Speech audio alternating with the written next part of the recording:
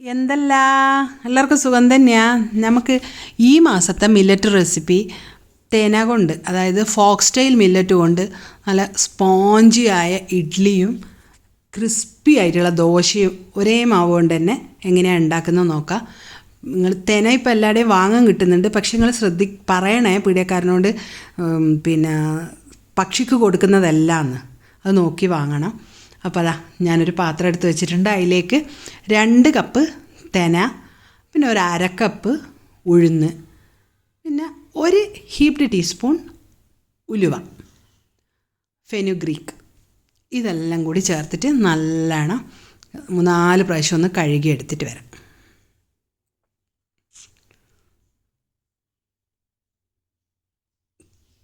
ഞാൻ കഴുകി എടുത്തിട്ടുണ്ട്. ഇതിലേക്ക് ആവശ്യത്തിന് വെള്ളം ഒഴിച്ചിട്ട് നമുക്കൊന്ന് കുതിരാൻ വെക്കാം. ഒരുപാട് വെള്ളമൊന്നും വേണ്ട കേട്ടോ, കുറച്ച് വെള്ളമേ ഇതിന് വേണ്ടൂ. അപ്പോൾ അതൊന്ന് ഒരു 7-8 മണിക്കൂർ, ഞാനിപ്പോൾ രാവിലെ തന്നെയാണ് വെക്കുന്നത്, രാത്രി കുതിർന്ന് വരുവേ.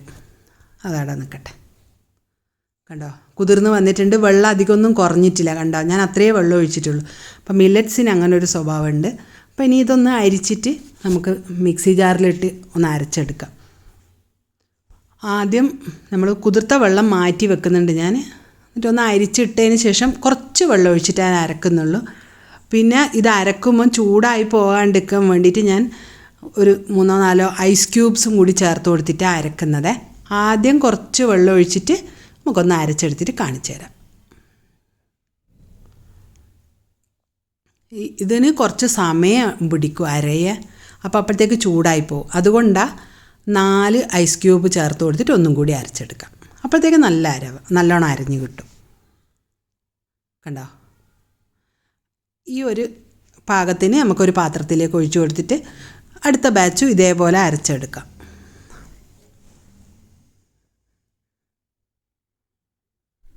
അതിലിട്ട് കൊടുത്തിട്ടുണ്ട്. ആവശ്യത്തിന് മറ്റേ മാവിനും കൂടി ചേർത്തിട്ട് ഉപ്പാണ് ഇതിലിട്ട് കൊടുത്തത്. ഇതും ഇതേപോലെ തന്നെ ഒരു 4 ഐസ് ക്യൂബ് ഇട്ടിട്ട് അരച്ചെടുത്തിട്ടുണ്ട്. അതും കൂടി ചേർത്ത് കൊടുത്തിട്ട് എന്തെന്നാ ചെയ്യേണ്ടതെന്ന് വെച്ചാൽ നല്ലോണം കൈ കഴുകിയിട്ട് നല്ലോണം കൈ വെച്ചൊന്ന് മിക്സ് ചെയ്തെടുക്കണം.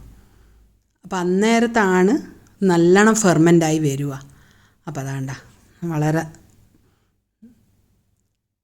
ഇതാണ് ഇവിടുത്തെ തമിഴ്നാട്ടിൽ ഇഡ്ഡലിക്കെല്ലാം നല്ല സ്പോഞ്ചിയായി കിട്ടുന്നത്. ഒരു കൈ വെച്ചിട്ട് മസ്റ്റായിട്ട് കലക്കും. അപ്പോൾ അത് കലക്കി നമുക്കൊരു ഭാഗത്ത് വെച്ചിട്ട് ഞാനിത് ഓവർനൈറ്റ് പുളിക്കാൻ വെക്കുന്നുണ്ട്. അല്ലാണ്ടങ്ങ് പുളിച്ചു പോവില്ല, എന്നാലും എയർ ബബിൾസ് എല്ലാം നല്ലോണം വരണം. ഇതാ രാവിലെ ആയിട്ടുണ്ട്, നോക്ക്, കണ്ടോ, കുറച്ചും കൂടി വൈകിപ്പോയിട്ടുണ്ടെങ്കിൽ ഇത് തൂവി നിലത്തായി പോകാനും. രാവിലെ നമ്മൾക്ക് കറക്റ്റ് കണ്ട നല്ല എയർ ബബിൾസ് എല്ലാം വന്ന് നല്ല ഇഡ്ഡലീൻ്റെ പാകത്തിനായിട്ടുണ്ട്. ഇനി നമുക്കൊരു പാത്രത്തിൽ വെള്ളം തിളക്കുവാൻ വെച്ചതിന് ശേഷം ഇഡ്ഡലി തട്ടൊന്ന് ഗ്രീസ് ചെയ്ത് കൊടുത്തിട്ട് അതിൽ ഈ മാവ് കോരി ഒഴിച്ചിട്ട് പുഴുങ്ങിയെടുക്കാം.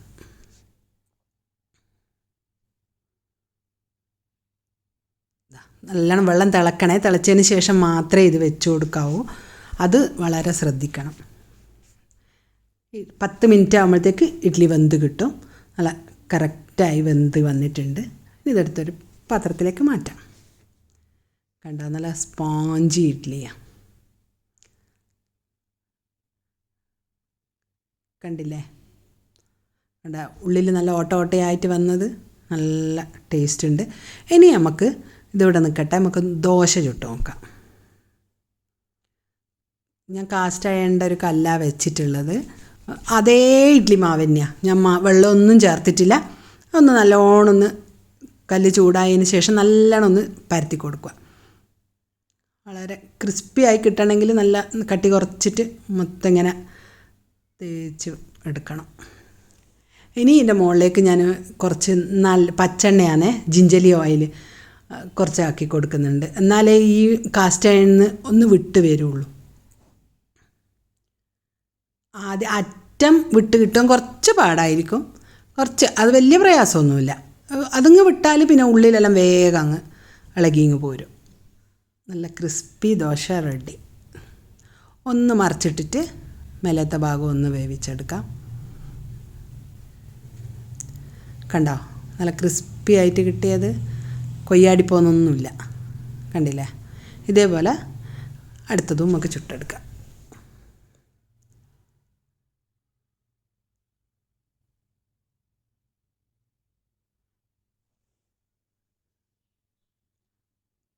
അതിൻ്റെ മുകളിലും അതേപോലെ തന്നെ എണ്ണ തൂവി കൊടുത്തിട്ട് അതേ പ്രൊസീജിയർ തന്നെ. കണ്ടില്ലേ? 2 ദോശയും ബാക്കി ഇഡ്ഡലിയും. നല്ല അടിപൊളി ഇഡ്ഡലിയാ ദോശയും.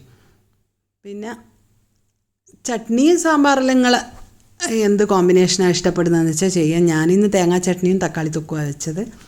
തക്കാളി തൊക്കിൻ്റെ തേങ്ങാ ചട്നീൻ്റെയും ലിങ്ക് ഡിസ്ക്രിപ്ഷൻ ബോക്സിൽ കൊടുക്കാം. നല്ല ടേസ്റ്റാണ് കേട്ടോ.